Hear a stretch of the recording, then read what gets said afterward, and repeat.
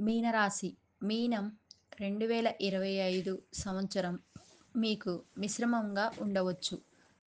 రాహువు ప్రభావం మే తర్వాత మీ మొదటి ఇంటిని విడిచిపెడుతుంది. ఇది మీకు తక్కువ ఒత్తిడిని ఇంకా మరింత తేలిగ్గా ఉండటానికి సహాయపడుతుంది. మార్చి నుండి శని మీ మొదటి ఇంట్లోకి ప్రవేశిస్తాడు. ఇది మీకు సోమరితనం కలిగించవచ్చు. మీరు మీ పని సంబంధిత వ్యాపారాన్ని కొంత అజాగ్రత్తతో నిర్వహించవచ్చు.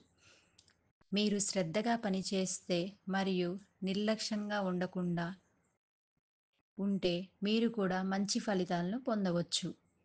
రాశి ఫలాలు 2025 ప్రకారం ఈ సంవత్సరం బృహస్పతి యొక్క సంచారం కూడా మీకు వైవిధ్యమైన ఫలితాలను తెస్తుంది.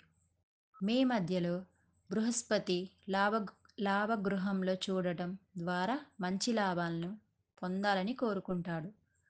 మే మధ్యకాలం తర్వాత మీ నిజాయితీ ఫలించే అవకాశం ఉంది.